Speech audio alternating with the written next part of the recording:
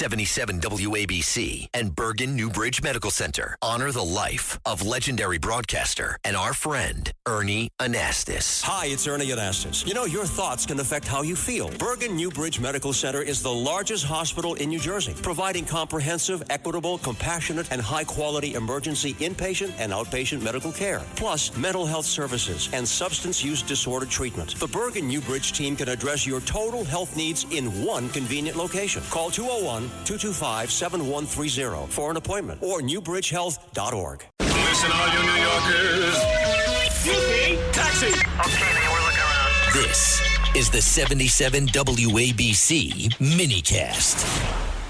So a couple of days ago, I had my friend Samantha Edis in studio. As I said, I don't really deal much these days with the influencers anymore. I think it's starting to go the other way on us. I really do. I think that whining and yelling and screaming every day. You know, look, if there's a swastika on a shul, that's worthy of mention. What Mamdani does the things he's doing with the lack of buffer zones, that's worth mentioning. When two people are murdered in London because they're Jewish, that's worth mentioning. But every single day, you know, it's unfortunate, but we live in a society where a lot of people think that hating Jews is chic and it's cool, especially in sanctuary cities and sanctuary states. So I believe we got to be careful, okay? So some of these influencers that find something to talk about every day, they've annoyed me. I've moved on, okay? So I only talked to a select few. And Samantha's one of them because she was a Democrat who claims she's seen the light, like my friend Alan Dershowitz, who for 86 years was a Democrat and last week shared an award with me at a Republican club on the Upper East Side of New York City. I've convinced Michael Rappaport. She'll never admit it, but I convinced Lizzie Savetsky. There's a lot of people out there who have come to our side, and Sam said she did too. Yet, she still lives in Los Angeles, and when she talked about the mayor race and governor race getting a lot of play across the country, she brought up a couple of Democrats. Next thing you know, I'm getting text messages and phone calls from my Republican lady friends who live in California who say, whoa, whoa, whoa, whoa, whoa, Sammy, slow down. One of them happens to be my next guest. I love this girl. She's great. Met her at the RJC in Wisconsin. The night, not later on that night, President Trump was nominated for president for our party. Again, that was RJC, Wisconsin. So this is Elizabeth Barcohana live from Los Angeles. Liz, good morning. How are you? Hi, Sid. Good morning. So happy to be back with you. Great to have you back. About California. From Cali, baby. And look, you know, the CNN carried these debates, the governor debate 2 nights ago, the mayor debate last night. So people here in New York are becoming familiar with some of the names that are involved in this. And for what it's worth, maybe because he was on Joe Rogan last week, this guy Spencer Pratt, let's start there. He's running for mayor in Los Angeles. He's getting a lot of play here in New York. People here seem to like him. You give me what you're looking at handicapping the mayor's race and why people were upset with Sam and others who brought up Democrats in both races. So the LA mayor's race is very important because we have a very weak incumbent mayor, Karen Bass. And obviously what happened last year with the fires was kind of the straw that broke the camel's back, but we have other problems here as well, including, you know, the homelessness issue, home building, which, you know, the Palisades fire exposed a lot of the corruption and failures of the government. It wasn't just, you know, the fires is not just about these few thousand homes that burned down in the Palisades. It exposed what's going on citywide and why our city looks the way that it does. And so, you know, we had a long time of no serious challengers after the fires coming for Bath. And finally, at the very last minute, she drew 2 serious challengers. One was Spencer Pratt, who, as you mentioned, you know, has been very high profile in exposing not only her, but stuff at the state level as well, dealing with Gavin Newsom. And then from her left, she drew a challenger named Nitya Raman, who is a sitting city council member, and she is part of the Democratic Socialists of America, similar to Zoran Mandami. So we are all very, intensely watching this race.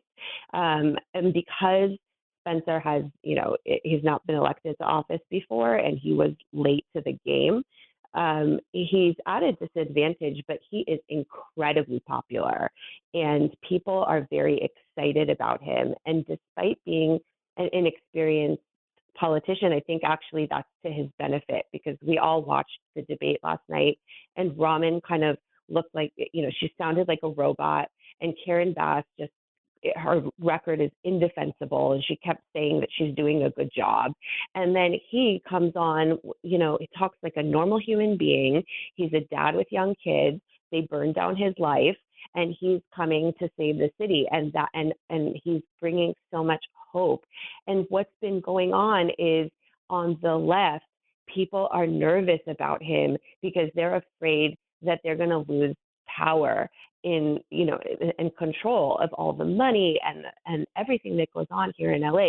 We have a huge population and we control a lot of what goes on in the whole state of California here.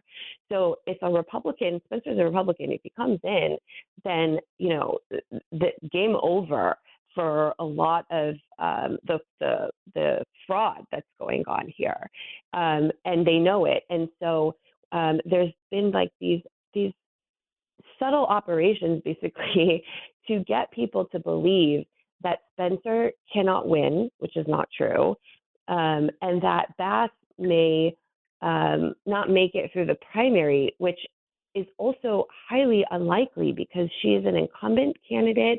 She has a lot of money raised.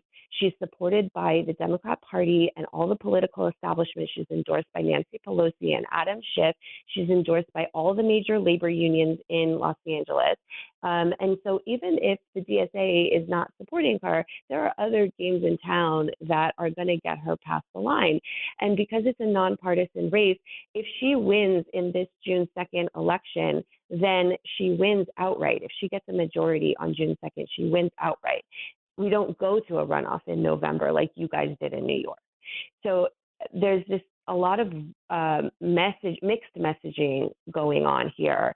And what we were upset about is people telling voters that in order to get Spencer elected in November, you should vote for Bass now. That is not a correct message to give to voters. It's also very demoralizing. And so, thankfully, when Samantha came back on your show and also she corrected herself on Monday, she, came out and said, I'm voting for Pratt, vote for Pratt. And that was the right thing to do. No, and look, he's got a lot of momentum. You talked about the debate 2 nights ago, and you guys watched it. And for what it's worth, there was a poll that came out this morning, and he was winning. He was ahead of Karen Bass. And you're right, you cannot minimize what she means to Los Angeles, even though she's a complete nightmare and a disaster for any rational person. She is the incumbent. Like you said, she's got a lot of money and unions and folks behind her. So to think that she's not going to be there in the end is somewhere between silly and stupid. It's going to be Pratt versus Bass. I know the other lady, the DSA person who's being compared to Mamdani, is getting some support, but I expect it to be Pratt versus Bass. And in the end, how do you make sure that Pratt gets the win? Well, she's weak. And like I said, there's a lot of excitement around him that we haven't seen in Los Angeles. I mean, I've been doing elections now since 2020, and I haven't seen this kind of enthusiasm to vote early on our side of the aisle, ever. So people are very, very excited to vote. We've already got our ballots. They came earlier this week, and then we're going to get the early vote numbers. And if there is a high enthusiasm, then he can win for sure. So what I'm telling people is, to get your ballots in as soon as it comes in the mail. Do not wait this election to vote in person, because by then it's too late. We need to build the momentum early.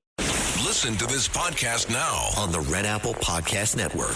The Leadership Thread with Dr. Peggy Polonis. I'm Dr. Peggy Polonis. Join me on each episode where I unravel the story that shaped leaders, tracing the thread that led them where they are today. Because leadership isn't born in adulthood. And thank you once again for joining us on the Leadership Thread, education, ethics, and sustainability. Download all of Red Apple Media's podcasts right now through your favorite podcast platform.